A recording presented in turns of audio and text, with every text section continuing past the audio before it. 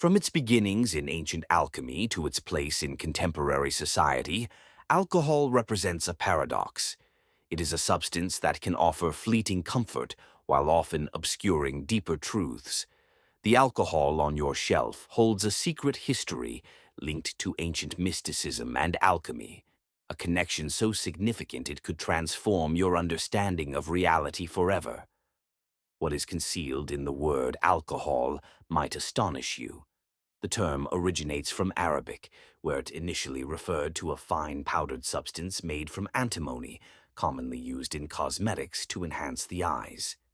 This subtle essence was thought to purify vision, both physically and symbolically, enabling one to look beyond mere appearances. Over the years, alcohol came to symbolize the essence obtained through alchemical techniques, particularly distillation. This essence, whether physical or spiritual, represented a refined state, derived from coarse matter and transformed into a potent form. In alchemy, alcohol embodies the idea of transformation, a fundamental principle in spiritual practices. Just like physical materials undergo distillation to extract their essence, the soul experiences a parallel refinement through spiritual disciplines. However, when this essence is misused, especially through excessive alcohol consumption, it becomes a misleading substitute for genuine spiritual growth, imitating the transcendence it was meant to inspire. The distillation process that is essential in alcohol production parallels the concept of spiritual alchemy in the material world. It separates the pure from the impure, resulting in a concentrated product. Mystically, this reflects the soul's journey through life's trials, emerging purer and closer to the divine. Nevertheless, alcohol itself serves as a paradox. Despite being a product of a refined process, its use often leads to disconnection rather than unity. The spiritual essence sought by alchemy is one of higher consciousness, clarity, and divine connection. Alcohol, as a physical substance, simulates this experience by altering perception and consciousness, yet it remains a shadow of the true transformation achieved through practices such as meditation, prayer, and self-discipline. Rather than uplifting the soul, alcohol frequently weighs it down in the material realm. In mystical teachings, the soul is likened to a flame or light, striving for unity with its divine source. However, alcohol naturally lowers the vibrational frequency of both body and mind, hampering the soul's ability to resonate with higher spiritual realms. This disconnection can veil the soul's inherent connection to the divine. The altered states induced by alcohol create a false sense of liberation. This brief sensation of freedom is not true transcendence, but a temporary reprieve from the burdens of material life. Unlike meditative states that elevate consciousness, alcohol dulls the mind and anchors the soul to a lower plane, restricting access to spiritual insight and intuitive clarity. Alcohol inhibits the pineal gland, often referred to as the third eye in mystical traditions, which is thought to facilitate spiritual insight and intuition. Frequent use dulls this sensitivity, disconnecting individuals from their inner guidance and divine connection. Spiritual practices are designed to nurture awareness, presence, and heightened sensitivity to subtle energies, while alcohol creates barriers to spiritual advancement. Over time, this erosion of spiritual sensitivity can lead to feelings of stagnation, confusion, and a disconnection from one's higher purpose. The very awareness that seekers aim to enhance diminishes, trapping them in a cycle of illusion and fleeting gratification. In Eastern spiritual traditions, alcohol symbolizes samsara, the cycle of suffering characterized by birth, death, and rebirth. This cycle is fueled by attachment and desire. Alcohol embodies this cycle, as its consumption often stems from a need to escape pain or seek pleasure, two forces that perpetuate suffering. The effects of alcohol are inherently cyclical. A temporary high is followed by a crash, fostering a craving for repetition that mirrors the broader pattern of samsara. Just as the soul remains trapped in the karmic cycle until it achieves liberation, individuals can find themselves caught in a cycle of indulgence and dissatisfaction fueled by alcohol. At its essence, the human craving for intoxication reflects an unconscious desire for transcendence. The momentary relief and altered state provided by alcohol mimic the bliss and unity experienced in authentic spiritual connection. This longing, however, is a distorted expression of the soul's inherent desire to return to its divine source. Because alcohol is a material substance, it cannot genuinely fulfill this yearning. Instead, it serves as a counterfeit, providing transient relief while deepening the soul's disconnection from its true essence. Indulgence in alcohol becomes a substitute for the inner work necessary for lasting spiritual fulfillment, resulting in dependency and an illusion of security. The journey of spiritual awakening involves recognizing this yearning and redirecting it toward practices that offer true transcendence. By turning inward and embracing disciplines like meditation, chanting, and devotion, seekers can access the bliss they inadvertently seek through external substances. This shift transforms the cycle of addiction into a path of liberation. Alcohol, in its essence and origins, embodies a profound spiritual paradox. While its alchemical roots and symbolic nature tie it to ideas of refinement and transcendence, its misuse often traps individuals in lower vibrations. Spiritual masters consistently highlight the importance of awareness, clarity, and inner connection as the keys to liberation, qualities that alcohol diminishes. To transcend the cycle of desire and illusion perpetuated by alcohol, one must recognize the soul's true longing for divine union. This realization marks the beginning of a transformative journey, turning unconscious cravings for intoxication into a conscious pursuit of spiritual awakening. Rumi, the great Sufi poet and mystic, often referred to intoxication in his works, yet his mentions were largely metaphorical, symbolizing the divine ecstasy of spiritual union. In his writings, wine often represents the love of the divine, a potent elixir that elevates the soul to realms of immeasurable joy and connection. He expresses, "Be drunk with love, for love is all that exists." Rumi contrasts this divine intoxication with the false refuge of physical intoxication, warning that while physical wine may offer a fleeting escape, it leads to spiritual numbness that clouds the clarity necessary to perceive higher truths. For Rumi, true intoxication arises not from substances, but from surrendering to the beloved God, allowing the soul to transcend worldly limitations.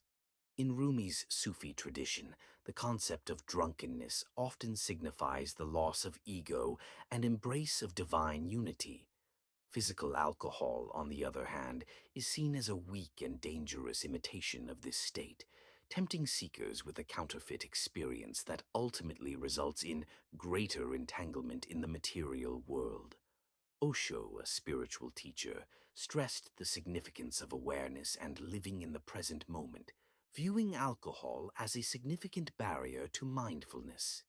He explained that alcohol numbs the senses and distances individuals from the reality of their existence, creating a false sense of liberation. Osho consistently noted that awareness is crucial to transformation, while alcohol destroys awareness, hindering the truth of one's identity. He regarded alcohol as an anesthetic, a tool people use to dull the pain of life instead of confronting and transcending it. Genuine liberation, he taught, comes from turning inward, embracing the discomfort of growth, and expanding awareness through practices like meditation. For Osho, the pursuit of mindfulness necessitates full presence, and any substance that clouds the mind undermines spiritual evolution. Paramahansa Yogananda, the esteemed yogic master and author of Autobiography of a Yogi, placed immense value on self-discipline and the cultivation of spiritual clarity. He cautioned that alcohol compromises the mind's focus and weakens the willpower essential for spiritual practice. Yogananda argued that the human mind is inherently restless, akin to a pond stirred by wind. Alcohol intensifies this restlessness, making it difficult for practitioners to still their minds and access the deeper states of meditation needed for divine communion. He stated, "Intoxicants destroy the harmony of body and mind. They veil the inner light that leads the soul toward liberation." For Yogananda, the journey to enlightenment relies on mastering the senses and fostering inner strength. By distorting perception and diminishing self-control, alcohol presents a substantial obstacle on this path. Ancient spiritual traditions often warned against consuming alcohol, viewing it as a hindrance to spiritual progress. In Buddhism, abstaining from intoxicants is one of the 5 precepts, underscoring its significance in maintaining clarity and ethical living. Likewise, Hindu scriptures like the Manusmriti caution against alcohol, linking it to the erosion of self-discipline and moral decay. In Sufism, while wine is employed metaphorically to depict divine love and spiritual ecstasy, physical wine is explicitly discouraged, seen as a distraction diverting seekers from their unity with God. The mystic Jalaluddin Rumi frequently used wine imagery to illustrate the overwhelming love of the divine, yet he emphasized that true intoxication stems from spiritual practices, not physical substances. In Gnostic Christianity, the wine of the world symbolizes attachment to material pleasures and distractions. Gnostic texts emphasize the necessity of vigilance and purity, warning that fleshly pleasures, including intoxication, distract the soul from its divine purpose. The true wine is the gnosis or spiritual knowledge that liberates the soul from suffering. Alcohol occupies a contradictory space in sacred texts, representing both divine communion and worldly distraction. In the Bible, for example, wine is a crucial element of the Eucharist, symbolizing the blood of Christ and the promise of everlasting life. Conversely, excessive drinking is condemned. Wine is a mocker, strong drink is raging, and whosoever is deceived thereby is not wise. This dual symbolism illustrates alcohol's potential to either connect or disconnect the soul from its spiritual essence, depending on the context and intention behind its use. In alchemical and mystical traditions, wine often symbolizes the spiritual elixir, a substance or state that elevates the soul. This wine isn't a physical drink, but rather a metaphor for divine grace that imbues the soul with joy and insight. The peril lies in mistaking physical wine for its spiritual equivalent, attempting to seek divine intoxication through temporal means. Divine intoxication, or spiritual inebriation, refers to the boundless bliss and ecstasy found in the union with the divine. This state transcends ordinary consciousness, filling the soul with unparalleled love, joy, and wisdom. Mystics across various traditions describe this experience as the ultimate objective of the spiritual path. For instance, Rumi speaks of being drunk on the wine of love, where the soul loses itself in the infinite ocean of the divine. This intoxication does not dull the senses. Rather, it awakens awareness to the profound interconnectedness of all existence. Physical intoxication through alcohol, in contrast, is a mere shadow of spiritual intoxication. The former numbs the senses and creates an artificial sense of euphoria, while the latter enhances awareness and leads to genuine joy. True spiritual inebriation requires no external substances. It arises from profound inner work and surrender to the divine. Mystics have consistently offered guidance on achieving spiritual intoxication through practices like meditation and devotion. Meditation serves as a means to quiet the mind and access the divine presence within, while devotional practices such as chanting, singing, or prayer foster a sense of unity with the divine.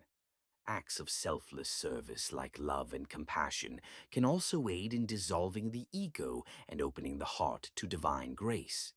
The Persian poet Hafez eloquently captures the essence of spiritual intoxication, expressing, I am a hole in a flute that the Christ breath moves through.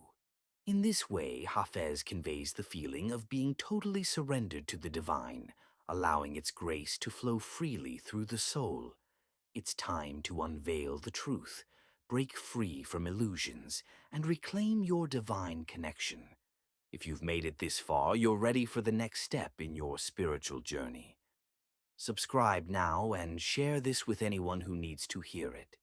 Together, let's uncover the secrets they never wanted us to know.